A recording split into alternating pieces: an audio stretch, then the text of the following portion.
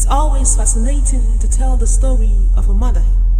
Actually, it's the audacity in her steps for me. The sway of her hips in rhythm as she walks tall with shoulders square, unbothered about what unfolds when the breeze finally blows. No, she is fearless about what tomorrow holds, cause she's got the one who holds tomorrow. She is graceful too, with the way she spreads her wings, beckoning her chicks to safety. Her wings, flexible enough to wrap her chicks into a canopy fit for covering, keeping them warm from cold and storms, reminding us of the shadow of his wings.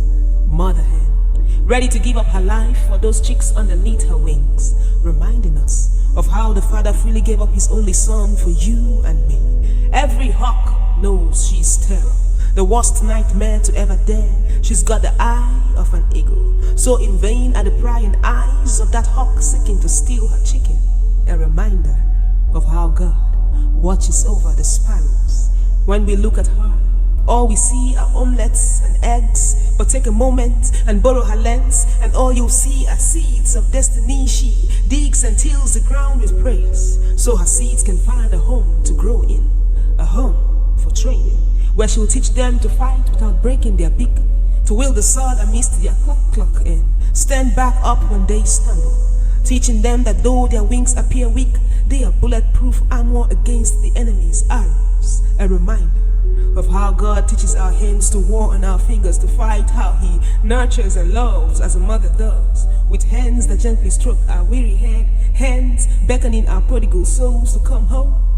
Home. But what's a home?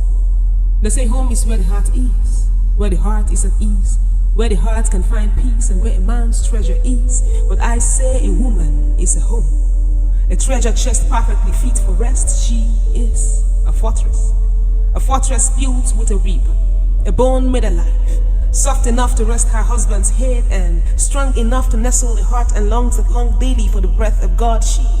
She is an alabaster box filled with the sweet incense of sweat and blood, of love, denial, and sacrifice, always ready to be poured out as an offering for her offspring. You see, she's got sight and can tell a good fabric from 1,000 miles, but no, she would rather give up her last dime to be clothed as Christ's bride.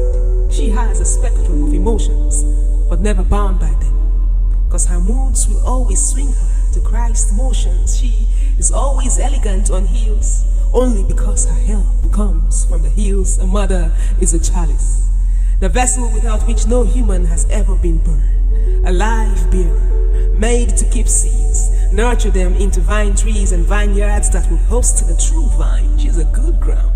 Whatever you put in multiplies. Give her a sperm, you have a baby.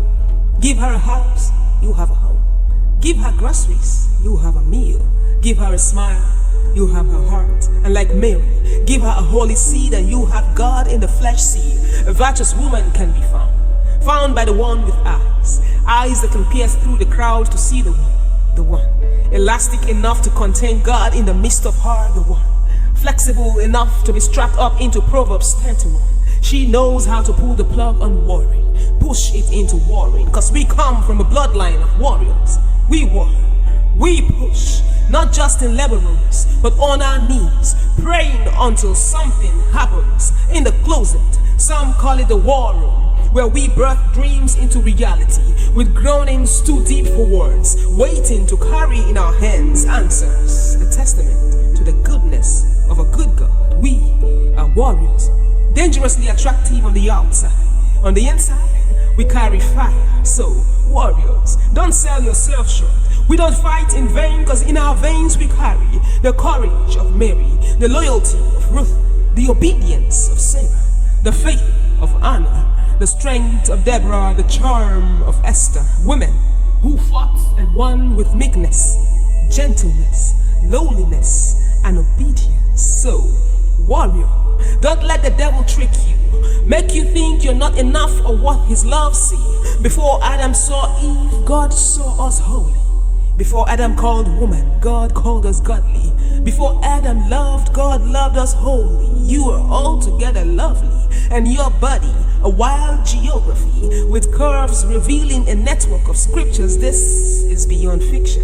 You are fearfully and wonderfully made. You are the image of God, the apple of his eyes, never out of his sight, always cuddled in the hollow of the hands that made you. The same hands still at work in you, molding you, building you, leading you. Don't you see? You're never alone. You are strong and bold, a story yet to be told, a beauty to behold. You are perfection, a miracle. And your heart, though fragile, not easily shattered. Your heart is sweeter than a honeycomb, precious than rubies and gold. That man just found himself or is about to find himself a gold mine. You're a good home, a cornerstone, a glory dome, where God will come in, dine in, and abide in. And yes, you are